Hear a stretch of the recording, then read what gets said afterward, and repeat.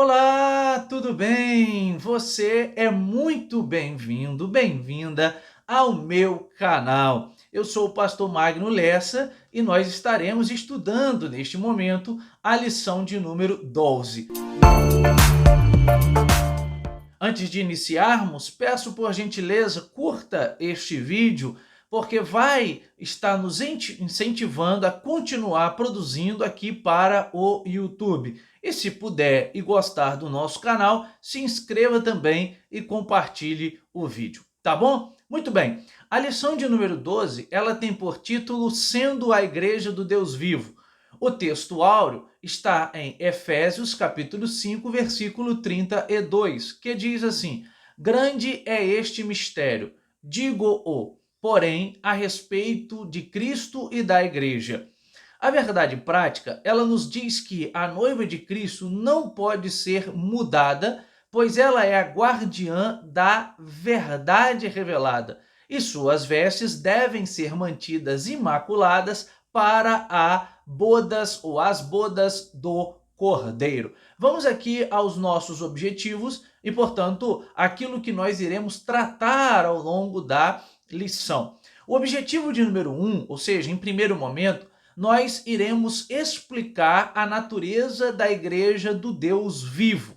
Em segundo lugar, será enfatizado o relacionamento de Cristo com a igreja por meio da santificação. E num terceiro momento, elencar as armas da igreja do Deus vivo. Vamos aqui então à nossa palavra-chave, que é a palavra igreja. Inicialmente, é bom a gente dizer que a expressão igreja que aparece no Novo Testamento é a expressão eclésia. Eclésia é a junção de duas palavras, a palavra ek, que é uma preposição que indica um movimento para fora, e kalein, que é chamar, o kalel chamar, tá? Bom, quando a gente olha para a expressão igreja, literalmente a gente pode traduzir como chamados para fora.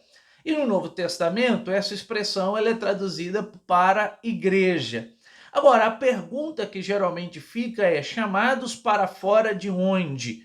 Vez por outra, a gente escuta que igreja é aqueles que foram chamados para fora, para ir ao mundo, pregar às pessoas que precisam ouvir o evangelho. Só que a ideia é outra, a ideia é o oposto. Por quê? Porque a palavra eclésia, geralmente no Antigo Testamento, ela é usada ali para traduzir a expressão hebraica kahal. Kahal significa congregar. Então, a ideia de chamados para fora é de sair de suas casas, sair dos seus lares e irem para um local aonde as pessoas podem congregar com a finalidade, com o objetivo de ouvir a palavra de Deus. Assim como acontecia, por exemplo, com o povo de Israel no deserto. Eles saíam de suas tendas para ouvir Moisés falar a eles aquilo que Deus tinha a os comunicar. Ok? Bom, então a palavra eclésia é a palavra que aparece no Novo Testamento para igreja. Vamos aqui à introdução. Então o pastor Douglas, ele diz que os efeitos do mundanismo, ou seja, do pensamento mundano, são percebidos quando a igreja deixa de ser pautada pelos valores da fé cristã. Então, ao longo aqui de várias aulas nesta revista, nós estamos vendo quais são os valores que norteiam, que direcionam, que guiam o cristianismo. E aí o pastor Douglas começa a introdução afirmando que quando a igreja não assume o seu papel e não preserva os valores cristãos, logo o que nós percebemos é a presença, são os efeitos do mundanismo dentro da igreja. Então a igreja ela foi chamada para preservar, para guardar, para ser a grande propagadora da palavra de Deus na terra. Ok? Infelizmente, ela não está imune às influências nocivas da sociedade. Isso aparece, por exemplo, já no primeiro século. A gente consegue ver em Filipenses, a gente consegue ver em 1ª e 2ª Coríntios, em Romanos, Gálatas, Paulo tendo que enfrentar embates complicados, delicados, com pensamentos que estavam sendo propagados ali no primeiro século. E as igrejas fundadas por Paulo, também chamadas de igrejas paulinas, elas não estavam isentas a ser atacada por esses pensamentos contrários àquilo que Paulo estava pregando. É por isso que Paulo, em um dado momento, ele até é um tanto duro quando ele diz que se até mesmo o anjo do céu pregasse um evangelho contrário ao que ele pregasse, que fosse anátema, ou seja, maldito. Então, assim como a igreja do primeiro século, do segundo, do terceiro século, não esteve isenta ou imune às influências nocivas da sociedade em que ela estava inserida, inclusive até algumas estavam cedendo a essas influências, como Corinto. Depois, no Apocalipse de João, ele critica também algumas igrejas que estavam sofrendo influências da sociedade. Nós também, as igrejas hoje, elas sofrem influência nociva da sociedade em que ela está inserida. Mas a igreja foi chamada para ser uma atalaia, para anunciar a palavra de Deus em uma sociedade corrompida. E por vezes, então, os valores do mundo, os valores que vemos na sociedade hoje, eles estarão indo de encontro aos valores cristãos, aos valores propagados dentro da igreja.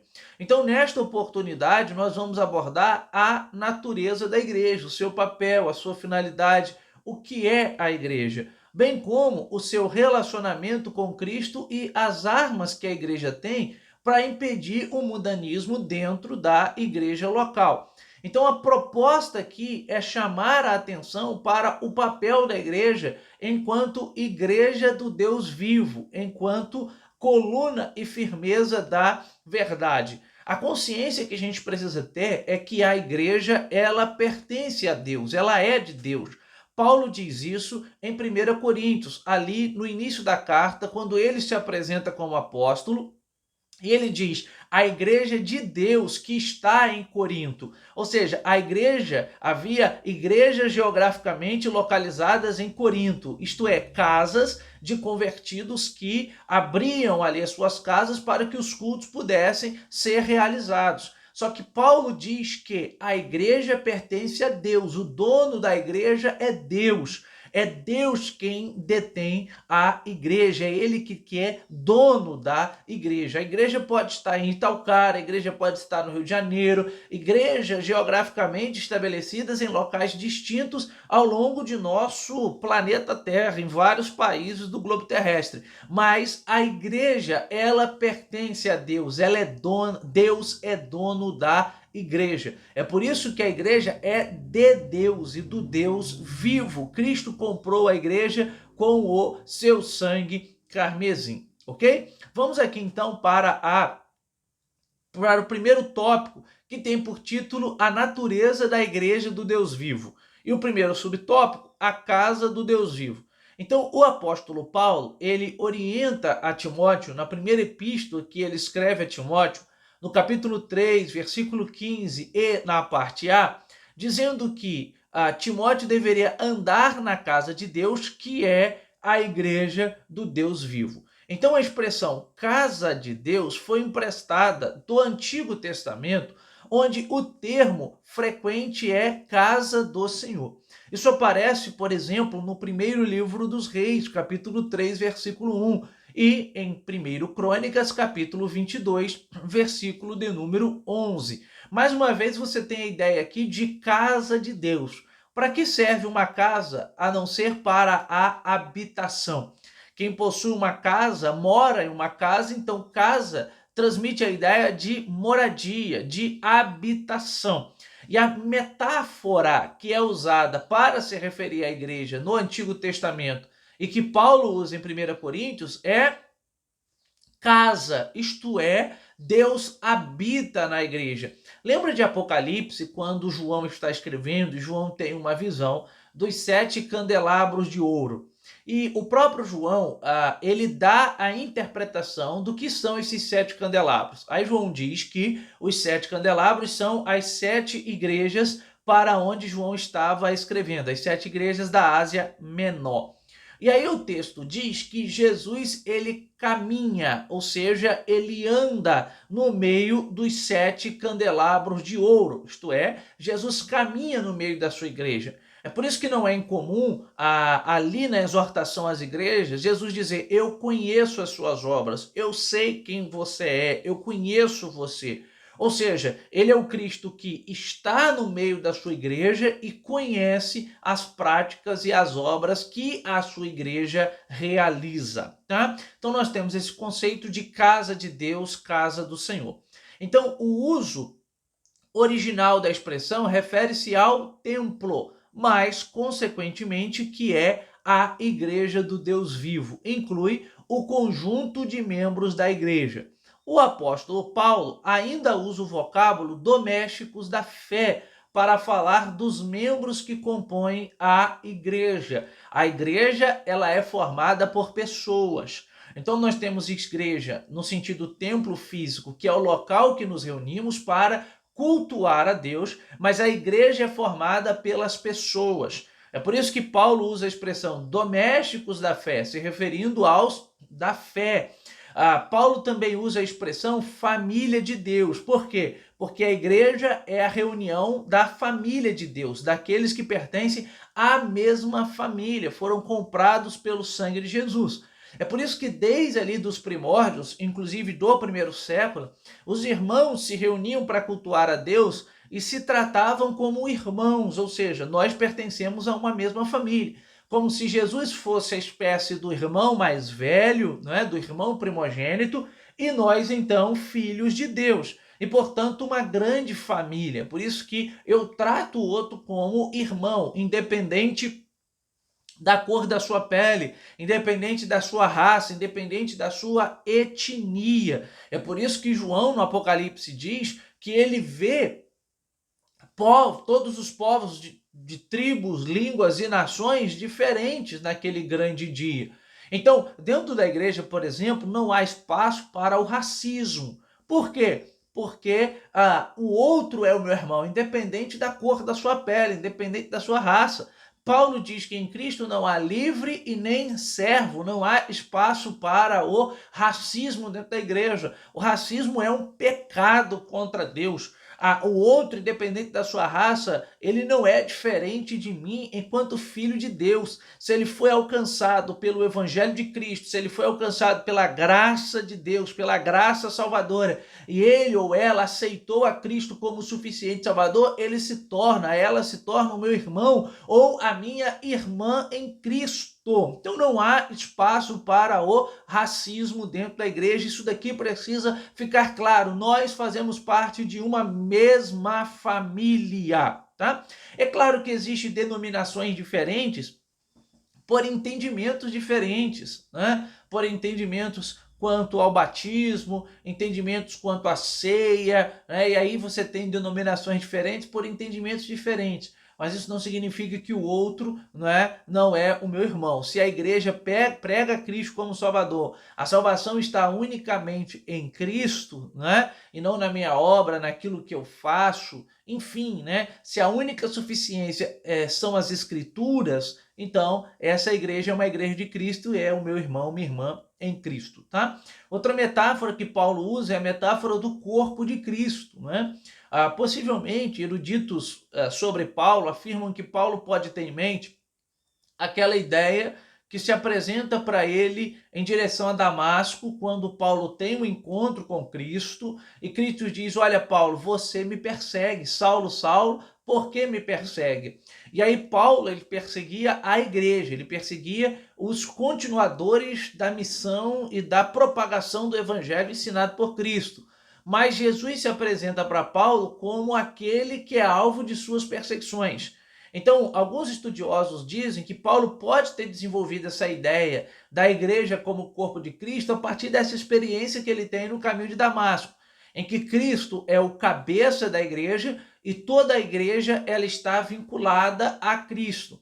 E Paulo está dizendo isso em 1 Coríntios capítulo 12, porque havia em Corinto dois sentimentos: o sentimento de inferioridade, membros que se sentiam piores do que outros porque não possuíam determinados dons, e havia o sentimento de superioridade, membros que se sentiam melhores do que outros pela posse de determinados dons. E aí Paulo percebe que isso tem deixado vários irmãos tristes. Ele diz: olha, vocês precisam ter consciência que é o Espírito quem dá os dons, é o mesmo Espírito, mas Deus dá segundo lhe apraz, segundo o seu desejo. Agora, é necessário que haja uma variedade de membros, e cada membro, por menor que ele seja dentro do corpo, ele é importante. Então essa metáfora, essa comparação do corpo, ela é muito notória, muito especial, porque a gente percebe que o nosso corpo humano é constituído de membros maiores e membros menores. Mas cada membro, por menor que seja, ele tem a sua função no corpo humano e é importante, é essencial para o corpo humano. Então, dentro da igreja,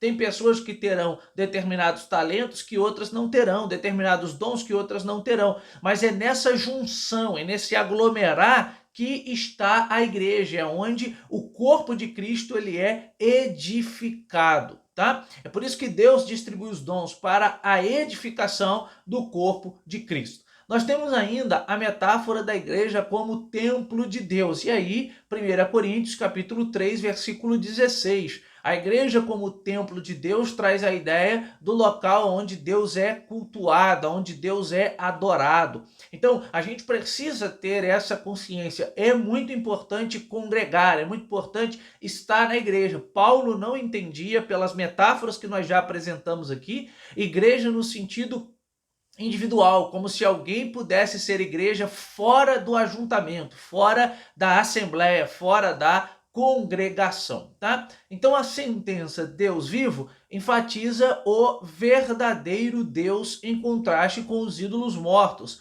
Isso aparece expresso nas denúncias e nas exortações que Paulo faz em suas cartas. Deus é vivo e os ídolos são mortos. Inclusive, Paulo chega a dizer que os ídolos nem mesmo existem, tá? Fazendo uma alusão, então, da doutrina bíblica de que Deus é um ser pessoal. Se Deus é um ser pessoal, né, a parte da teologia que discute isso é aquela parte que nós chamamos de doutrina de Deus ou teontologia, doutrina de Deus.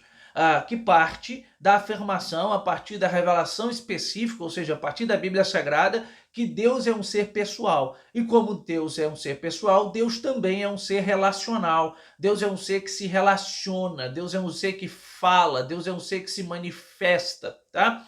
Porque ele é um ser pessoal. Também precisa ficar claro que, além de pessoal, Deus é um ser distinto, diferente da sua criação. Se a gente afirmar que Deus é a própria criação, a gente acaba incorrendo em um pensamento que não é bíblico, como o panteísmo, tá? Deus é tudo e tudo é Deus. Isso é uma proposta mais hinduísta. Nós não acreditamos que Deus é tudo e tudo é Deus. Nós não acreditamos que há uma centelha do divino em tudo. Então o animal é sagrado porque Deus está naquele animal, né? A parte divina é naquele animal. Não, não, não. Nós não acreditamos isso, tá? Deus é diferente, Deus é distinto de sua criação. Agora, embora Deus seja diferente da sua criação, Deus deseja sim se relacionar com a sua criação. Deus deseja sim a falar com a sua criação, tá? Isso Deus deseja, ok? Bom, então vamos aqui para o subtópico de número 2, a coluna e firmeza da verdade. Isto é, a igreja, ela é a coluna e a firmeza da verdade. A Bíblia Sagrada, ela assegura que a igreja do Deus vivo é a coluna e a firmeza da verdade. Isso está na primeira carta que o apóstolo Paulo escreve a Timóteo, no capítulo 3, versículo 15, na parte B.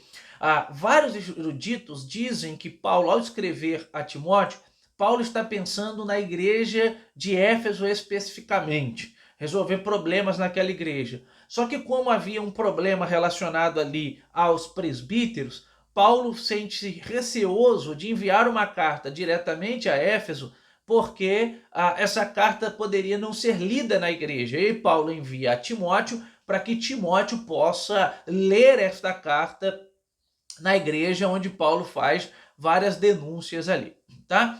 Então, nesta metáfora, a igreja é o fundamento, né, que sustenta a verdade, ou seja, significa que foi instruída como guardiã da verdade por Deus revelada. Então, a igreja, ela precisa ser a propagadora do evangelho. Ela precisa anunciar o caminho. Assim como na vinda de Jesus, a gente vê, por exemplo, no Evangelho de Mateus, ou Lucas, ou João, por exemplo, Marcos também, Jesus tendo o caminho preparado por João Batista, né, a voz do que clama no deserto, ou seja, João que vem aplainar o caminho, que vem preparar o caminho. Nós também somos a igreja que prepara o caminho. João preparou o caminho para a primeira vinda de Cristo e nós preparamos o caminho para a segunda vinda de Cristo. Então, a igreja é a guardiã da verdade de Deus. Deus não proporcionou aos anjos a pregação do evangelho. Deus não deu esse privilégio aos anjos, mas Deus deu esse privilégio à igreja. Então, o papel da igreja é ensinar a Bíblia, ensinar a verdade, né?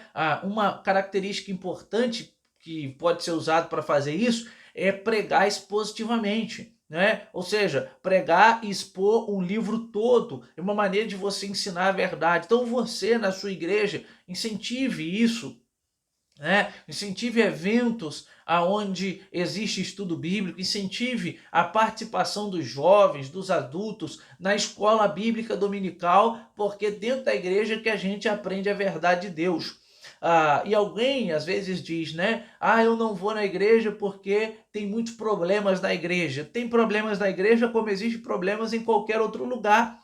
Quando você abre o Novo Testamento e lê as cartas de Paulo, você vai ver igrejas aqui problemáticas, né? Se você pensar assim, não, coisa boa era a igreja de Corinto. Então tinha problemas com dons, tinha problema de prostituição, tinha problema com culto aos ídolos.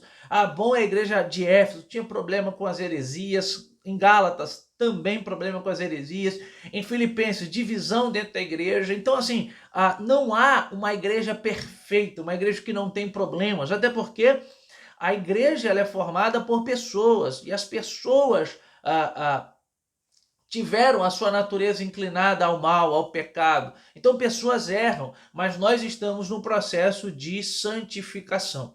Quando a gente tem isso por clareza, a gente entende que a responsabilidade da igreja é propagar, é testemunhar, é defender a verdade do evangelho. Desse modo, no zelo pela verdade, os líderes, os pastores, presbíteros, dirigentes de igreja devem ser irrepreensíveis e capazes de repudiar os falsos mestres e suas heresias. Agora, isso só é possível ser feito com conhecimento. É preciso conhecer, é preciso se aprimorar, é preciso ler a Bíblia e também é preciso ler bons livros. E se você puder, claro, fazer um curso teológico para que você tenha solidez para defender a sua fé, né? Às vezes os pentecostais são criticados, e eu já vi, né, esse tipo de crítica. Às vezes os pentecostais são criticados dizendo os pentecostais não estudam. Não, isso não está mais hoje assim. As pessoas estão preocupadas em estudar, em se inteirar, e a gente precisa fazer isso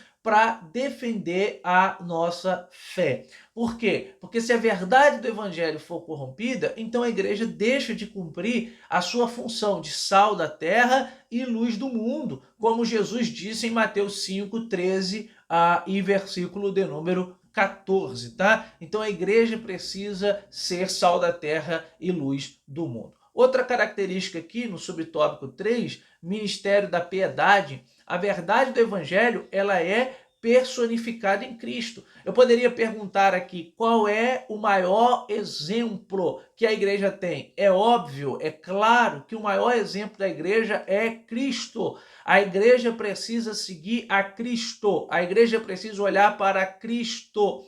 Lembra que aos Hebreus, no capítulo 12, versículo 1, o autor diz, olha, nós estamos rodeados de uma tão grande nuvem de testemunhas, corramos a corrida que nos foi proposta, olhando fixamente, atentamente, sem titubear, olhando fixamente para o autor e consumador da nossa fé, a saber, o próprio Cristo, tá? Então, nessa concepção, o apóstolo Paulo diz, grande é o mistério da piedade. Devemos aqui ter atenção para a palavra mistério e piedade. A primeira sinaliza que a verdade do evangelho foi revelada aos santos. Eu já disse, não foi revelada aos anjos, não foi dado o privilégio de pregação aos anjos, mas foi dado a mim e a você. Deus revelou, Deus nos deu.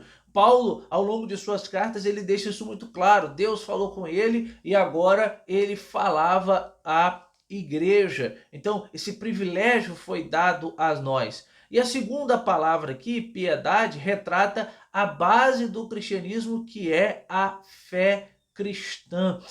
Nós cremos em Cristo por causa da fé. Não estou dizendo aqui que o evangelho, não estou dizendo que a fé cristã é uma fé irracional. Não estou dizendo isso. Não estou dizendo que a fé cristã é contra a racionalidade. Não, pelo contrário. Paulo aos Romanos diz que o culto deve ser racional. Então a fé cristã não apela para uma irracionalidade, a fé cristã não apela para uma ausência de reflexão cognitiva. Claro que não, né? Claro que não. Inclusive durante o período medieval, a filosofia medieval buscou conciliar fé com razão, crendo que a fé melhorava a razão, né? Crendo que buscou conciliar a filosofia com teologia, tá?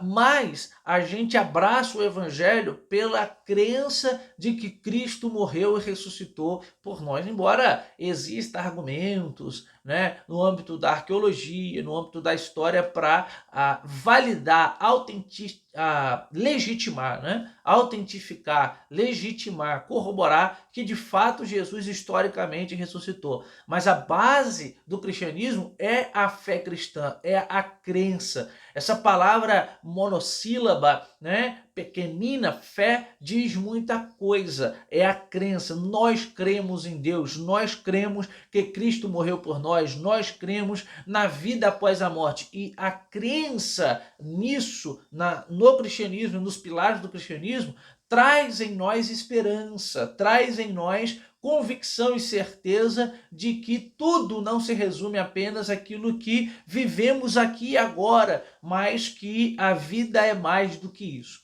Eu gosto do que disse N.T. Wright.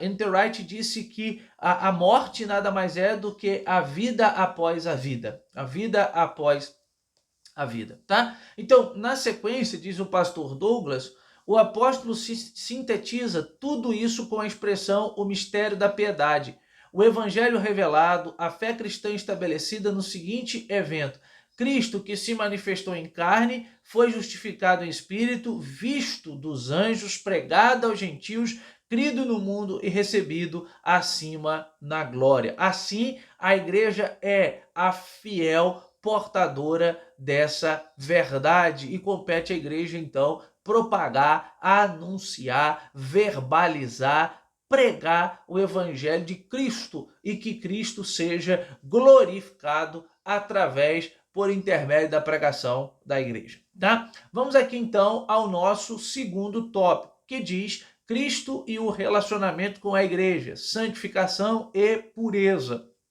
Então, o apóstolo Paulo, ele ensina que Cristo morreu pela igreja. Isso é fato. Cristo morreu para nos salvar. Cristo morreu para nos dar o privilégio da salvação. Então, Cristo morreu por nós, tá? Eu sei que existe aqui uma divergência histórica entre calvinistas e arminianos sobre para quem Cristo morreu, né? Ou por quem Cristo morreu, melhor dizendo. Calvinistas dizem que Cristo morreu pelos eleitos, né? E, portanto, os eleitos serão salvos. Os arminianos, e eu me incluo entre os arminianos, diz que Cristo morreu por todos, mas nem todos serão salvos, porque para ser salvo é preciso reconhecer o pecado e é preciso reconhecer que errou, que falhou e aceitar Jesus como Salvador. Então, Cristo morreu porque todos nós pecamos, nascemos com a natureza pecaminosa e a morte entrou no mundo por causa do pecado de Adão. Paulo diz isso aos Romanos. Por intermédio de um homem o pecado entrou no mundo, tá? E o salário do pecado é a morte. Então, a morte não estava no plano inicial de Deus. A morte é consequência do pecado. O pecado produziu a morte, mas o próprio Paulo diz que o dom gratuito de Deus é a vida eterna. Então Jesus morre para resolver este problema de distanciamento que nós estávamos entre nós e Deus, para resolver o problema do pecado, a questão da morte. Jesus morre para nos reconciliar, para nos conectar ou reconectar novamente. Enquanto o pecado criou um abismo, uma separação entre nós e Deus, a cruz de Cristo foi a ponte que nos reconectou, que nos ligou novamente a Deus, tá? Então, Paulo ensina que Cristo morreu pela igreja para que a santificasse, tendo-a purificado por meio da lavagem de água pela palavra. Então, Cristo morre para santificar a igreja. Eu disse aqui em outra aula que uma vez que nós aceitamos a Cristo, nós somos declarados santos. Isso é chamado de santificação posicional. Nós somos, inclusive o pastor Antônio Gilberto explicava isso. Nós somos declarados santos, santificação posicional. E também existe a santificação progressiva. À medida que estamos em Cristo, nós vamos nos separando do pecado, distanciando o pecado com a ajuda do Espírito Santo. Daí a expressão, né? Espírito Santo, o Espírito santificador, o Espírito que nos santifica. A ideia é que nós mesmos sozinhos não conseguiremos e, portanto, precisamos do auxílio e da ajuda do Espírito Santo, tá? Então, o texto mostra que na regeneração, no processo de nascer de novo, Cristo nos purifica, Cristo nos limpa do pecado, ok? Então, só é limpo do pecado aquele que nasce de novo, porque antes de Cristo nós estávamos na escravidão do pecado. E aí Paulo deixa claro que quem está na escravidão do pecado, ele acha que é livre, ela acha que é livre e não é, porque a liberdade genuína, verdadeira, de fato, encontramos apenas e exclusivamente em Cristo. É por isso que escrevendo aos Gálatas, no capítulo 5, Paulo diz que foi para a liberdade que Cristo nos libertou. Só que agora nós não podemos usar da liberdade para dar ocasião à carne, para dar vazão à carne. Por que não? Porque agora nós estamos em um processo de santificação. Tá? Então Cristo morre e o processo de regeneração, de nascer de novo, que Cristo nos possibilita na questão da salvação, é para nos limpar, para nos purificar do pecado. E que no propósito do Calvário também estava incluído a nossa santificação. Tá? O próprio Paulo diz que nós devemos nos santificar em tudo, corpo, alma e espírito, ok? Então a expressão a lavagem de água é usada de forma figurada, simbólica, para simbolizar a palavra de Deus que opera nesse processo de limpeza espiritual. Eu pergunto, como que você tem consciência do seu pecado? Como que você tem consciência da sua falha, do seu erro? Você só tem consciência do pecado, da falha, do erro por causa da palavra de Deus.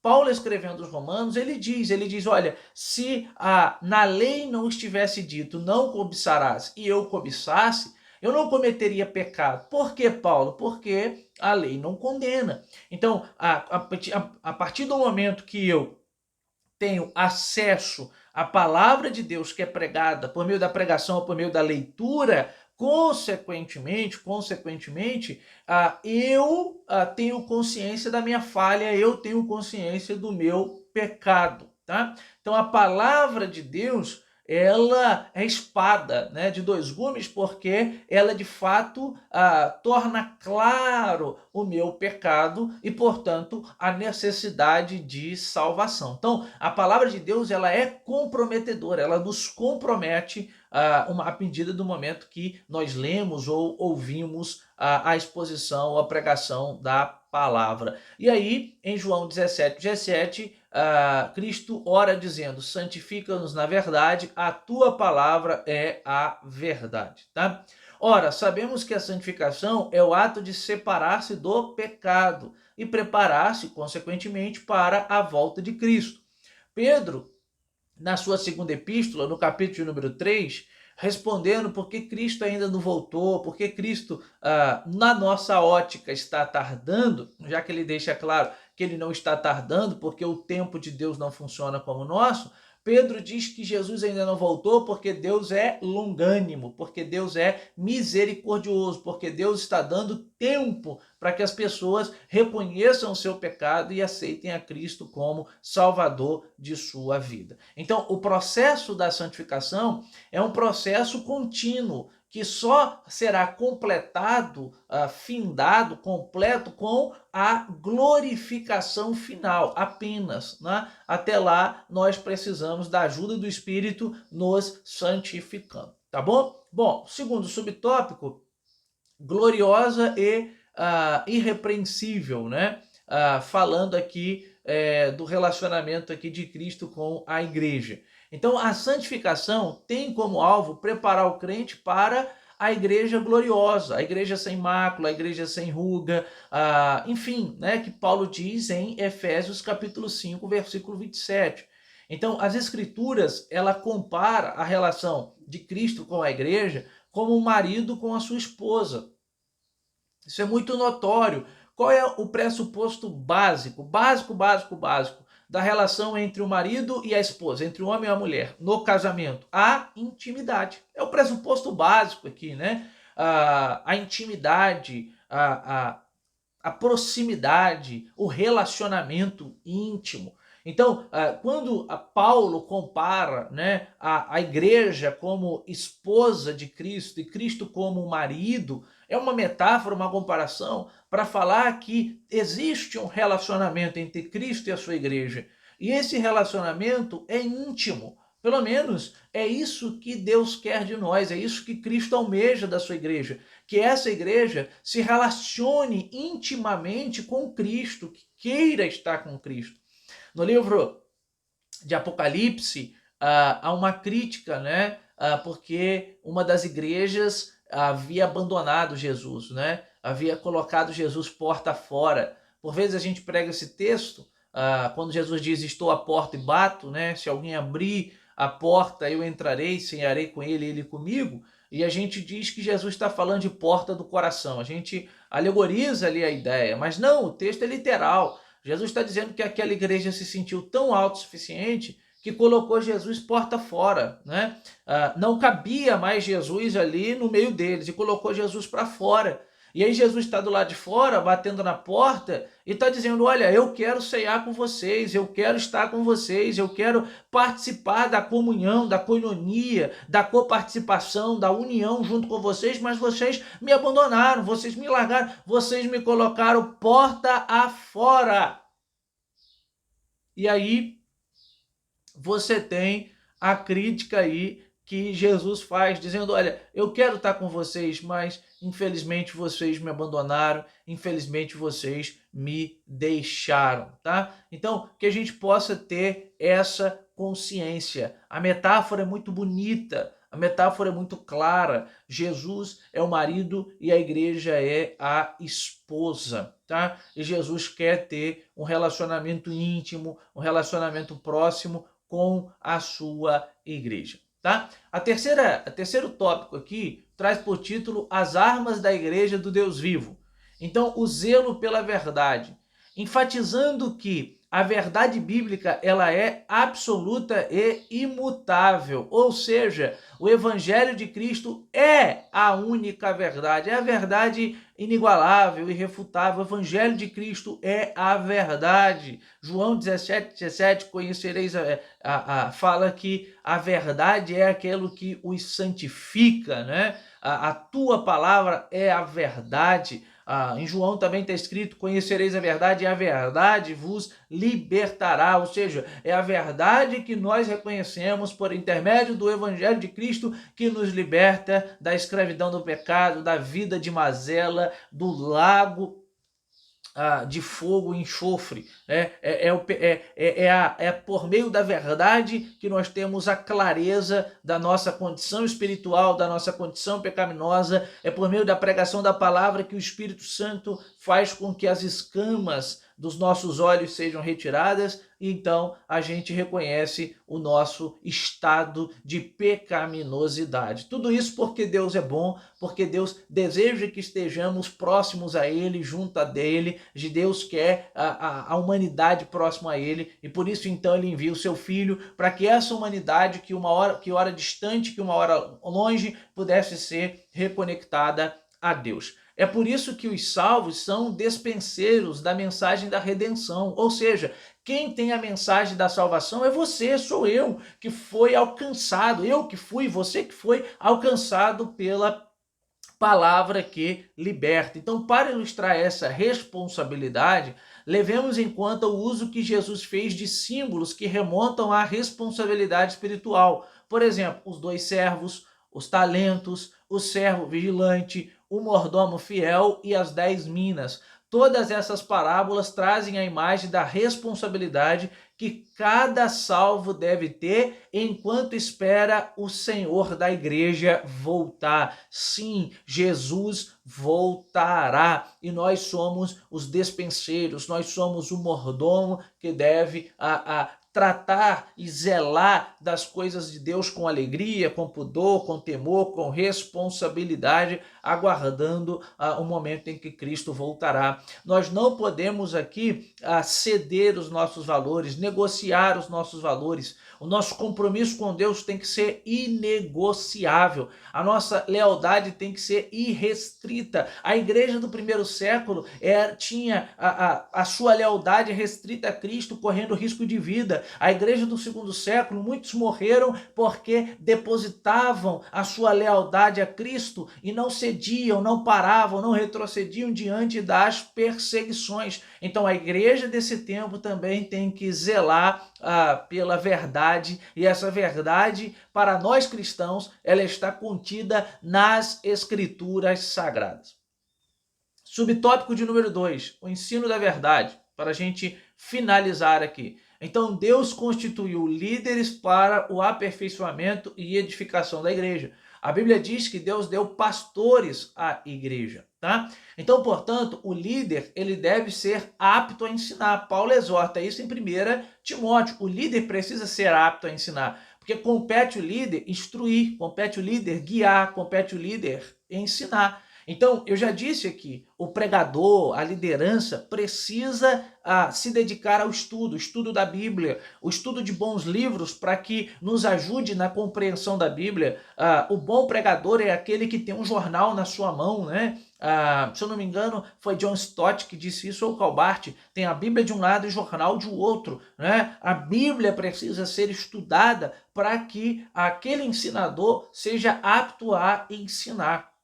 Nesse tempo que estamos vivendo, muitas esquisitices que a gente vê na sociedade, que a gente vê no mundo. Então, a gente precisa dar uma resposta bíblica para essa sociedade. E a gente só tem condição de dar uma resposta bíblica se de fato a Bíblia for lida, for estudada, for meditada, tá? E a gente precisa fazer isso com seriedade, tá? Então isso refere-se à capacidade de compreender as Escrituras e de defender aquilo que nós já tratamos, a ortodoxia, e de refutar as heresias. Desse modo, dessa forma, um líder vocacionado, ele não cede às questões da heresia, ao liberalismo teológico, ao sincretismo, ele não cede à heresia, tá? Então a verdade bíblica deve ocupar a primazia na igreja. É por isso que os púlpitos, sobretudo aqui nas igrejas protestantes, eles são colocados no meio, porque a ideia não é apenas uma estética legal. No meio, esteticamente, o púlpito fica legal. Não, a ideia é que a Bíblia deve ser o centro. Lembra um dos pilares da Reforma Protestante? Sola Scriptura, ou seja, somente a Escritura. Toda a tradição precisa estar abaixo da Escritura. A Escritura é a nossa única regra de fé e também prática. Não por acaso, na tese 54, Martim Lutero ensinou que ofendemos a palavra de Deus quando no sermão não há tempo ao estudo da Bíblia, ou seja, quando a exposição da Bíblia não é o cerne da pregação. fica contando história do que fez, do que realizou, do sonho que tem, e não é a pregação. Infelizmente, às vezes a gente vê isso em nossos púlpitos hoje, mas que voltemos à centralidade da pregação, aquilo que foi tão caro para os reformadores, né?